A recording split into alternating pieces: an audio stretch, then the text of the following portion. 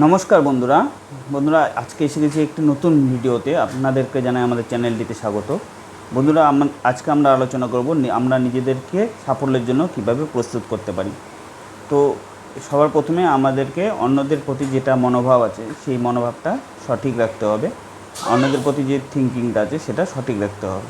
কেন অন্যদের প্রতি মনোভাব বা থিঙ্কিংটা সঠিক রাখতে হবে আমাদের সফল হওয়ার জন্য? তো এই জন্য আমি এখানে ডিজাইনগুলো আমি ডিসকাস করছি। এরকম ধরে নিন, আমরা যদি অন্যদের প্রতি যদি মনোভাব সঠিক না রাখি, আমাদের সাথে কেউ কিন্তু সাহায্য করার জন্য আসবে না। মানে আপনি অন্যদের সমর্থনের জন্য কিন্তু সফল হওয়ার জন্য কিন্তু আপনাদের অবশ্যই দরকার। তো অন্যদের যদি সমর্থন যদি না থাকে, আমরা কারণ পৃথিবীতে সবাই ইন্টারকানেক্টেড, আমরা কিন্তু সবাই কিন্তু একে অপরের উপরে প্রচুরভাবে নির্ভর করি।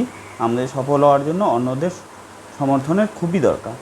যেরকম ধরে নিন, আমাদের আশেপাশে কিছু যদি কোম্পানি বা আপনি অর্গানাইজেশন দেখে থাকবেন, সেখানে কিন্তু গ্রুপ অফ পিপলস থাকে। তো তাদের সবার স্কিলস, তাদের সবার দক্ষতার উপরেই কিন্তু সেই কোম্পানির কিন্তু কিছু লাভ হয়ে থাকে। বা ছোট ক্ষুদ্র জিনিসে বা ক্ষুদ্র শিল্পতেও কিছু লোক মিলে সেই কাজটা করে। সবারই এক একটা ভিন্ন ভিন্ন রোল থাকে। সেই রোলগুলো যখন সে ভালোভাবে পূরণ করে, তার পরবর্তীতে সেই রোলটাকে এগিয়ে নিয়ে তার কিছুটা দায়িত্ব কমপ্লিট করে সে আরেকজনকে দেয়। এরকম করে একটা চেইনের মতন সৃষ্টি হয়, আর সেই কাজটি পুরো হয়, আর সেই কাজটির আউটপুট ভালো মন্দ সেই সময় হিসেবে বেরিয়ে আসে। আর তার উপরে কোম্পানির প্রফিটস লস এইরকম করে আসে। তো এই জন্য আমাদের গ্রুপ অফ পিপলস যে আছে তাদের সাথে ভালোভাবে মনোভাব রাখতে হবে, তবেই আমরা আমাদেরকে কিন্তু বড় করতে পারবো।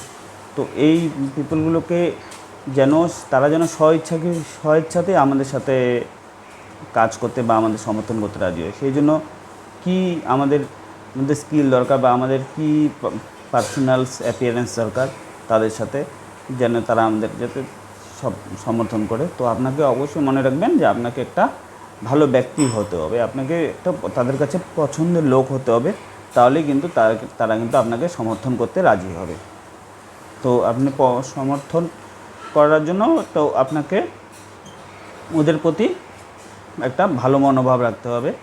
তো এটাই হচ্ছে কথা, মানে আপনাকে ভালো মনোভাব রাখলে তারা আপনাকে সমর্থন করবে। তো এর জন্য একটা এক্সাম্পল নেওয়া যেতে পারে, যেটা খুবই গুরুত্বপূর্ণ। আমাদের যখন বন্ধুত্ব স্থাপন হয়, সেই জিনিসটাকে আপনার মনে রাখুন। আমাদের যে প্রথম ইন্টারাকশনটা হয় যে কোনো সম্পর্কে, যে ফার্স্ট ইমপ্রেশনটা হয়, সেটাই কিন্তু ভিত্তি করে যে আমাদের সম্পর্কটা কতদিন পর্যন্ত বা কত দীর্ঘস্থায়ী হবে সেই ফার্স্ট ইমপ্রেশনের ওপরে। তো আপনি যখন কারোর সাথে যখন ইন্ট্রোডিউস করছেন, তো তাদের সাথে একদম সক্রিয়ভাবে ইন্ট্রোডিউস করুন, আর খুব এনার্জেটিক ফিল করুন। কারণ আপনি কিন্তু বুঝতে পারছেন না, কিন্তু তারা কিন্তু আপনাকে বুঝতে পারছে যে আপনি তাদের সাথে কী হিসেবে কথা বলছেন। তা আপনার মনের মধ্যে যদি কোনো সেলফ থাকে, মানে কোনো যদি স্বার্থ থাকে, সেটা কিন্তু তারা কিন্তু ধরে নিতে পারবে বা কিছুটা হলেও বোধগম্য হবে তাদের কাছে। তো এনার্জেটিক ফিল করে তাদের সাথে সক্রিয়ভাবে আপনি যদি ভালোভাবে কথা বলেন, সেটাও তাদের কাছে বোধগম্য হবে। এইভাবে করে আপনি একটা ভালো বন্ধুত্ব স্থাপন করতে পারবেন। আপনার যে নামটা আছে তাদের কাছে বলার আগে আপনি এটা নিশ্চিত করবেন যে তারা যেন আপনার নামটা যাতে সঠিকভাবে শুনতে পেরেছে, বা পরবর্তীতে যখন আপনাকে ডাকবে সেটা যেন ভুল স্পেল না হয়, সেটাকে আপনি নিশ্চিত করে নেবেন। আর তাদের নামটাও যে আপনি শুনেছেন বা তার নামটা যে শুনেছেন, সেই ব্যক্তির নামটাও আপনি যিনি ভালো করে উচ্চারণ করছেন সেটাও নিশ্চিত করবেন। কারণ এটাতে কিন্তু খুব একটা ডাউন ফিল হয় যে আপনি যদি কারো নাম যদি সঠিকভাবে উচ্চারণ না করেন, তার কাছে কিন্তু এটা কিন্তু খুব খারাপ ফিলিংস হয়। সেই কারণে আপনি ফেস টু ফেস রিয়েক্ট করবেন। এটাও আছে, যেরকম আপনি একটু অন্যদিকে অন্যমনস্ক হয়ে যদি তাদের কাছে যদি ইন্টারাকশন করেন, তাতে কিন্তু তাদের কিন্তু অতটা ভালো লাগে না।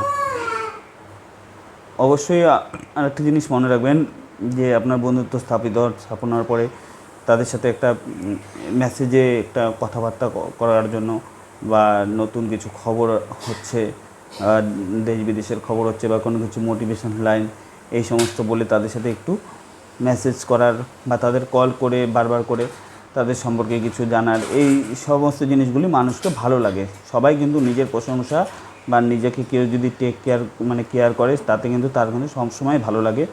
তো এই হিসেবে তাদের প্রতি আগ্রহশীল হয় আর তাদের বন্ধুত্বটাও অনেক দূর পর্যন্ত আর যায়। তো আরেকটা কথা কি, আপনি যদি সেই আপনার যে নতুন পরিচিত হওয়ার ব্যক্তিটা তার সাথে যদি আপনি যদি সঠিকভাবে তার নামটা না বুঝতে পারেন, সেই সময় কিন্তু আপনি কিন্তু নোট ডাউনও করতে পারেন, তাতে তার কিছু মনে হবে না।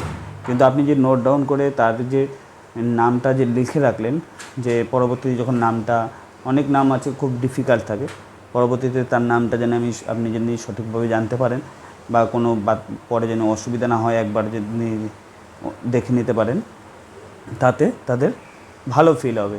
এই কারণে আপনি তার কন্ট্যাক্ট নাম্বারের সাথে নামটা লিখে নিলে এইভাবে করে। আর ধরে নেন আপনি কোনো স্ট্রেঞ্জারের সাথে মানে কোনো অচেনা ব্যক্তির সাথে দেখা হলেও হতে পারে যে আপনার কাছে কিছু হেল্প চাইছে, যেটা আপনি করে দিতে পারেন। আপনি যে এলাকায় থাকেন সেই এলাকায় কোনো অফিস বা কোনো দোকান বা কোনো লোকের সম্বন্ধে জানতে চাইলেও যে হ্যাঁ এই জায়গাটা কোথায় হতে পারে, আপনি তাদের দিক নির্দেশ করে দিলেন, হ্যাঁ এই দিক দিয়ে যেতে হবে। অথবা আরও অন্য রকমভাবেও কেউ সাহায্য চাইতে পারে, সেটা যদি আপনার যদি সাধ্যের মধ্যে থাকে বা সেই সময়ের মধ্যে যদি আপনি করতে পারেন, অবশ্যই আপনি তাদেরকে করার চেষ্টা করবেন। এতে কি হয় যে আপনার যে সারাউন্ডিংটা হয়, সারাউন্ডিংয়ে আপনার সাথে যদি পরবর্তীতে সেই লোকটা ঘুরে আসে বা কাউকে যদি আপনাকে যদি ফিডব্যাক দিতে হয় আপনার সম্বন্ধে, সে কিন্তু অবশ্যই আপনার ভালো ফিডব্যাক দেবে। এটা আপনি জানতেও পারবেন না যে আপনার ব্যাক সাইডে এই জিনিসগুলি কত ভালোভাবে কাজ করে। ওই জন্য স্ট্রেঞ্জারদের সাথেও অবশ্যই আপনি ভালো জিনিসভাবে শেয়ার করুন, যতটুকু আপনার ভালোভাবে সাহায্য করুন। এই হচ্ছে আজকের ভিডিওটি।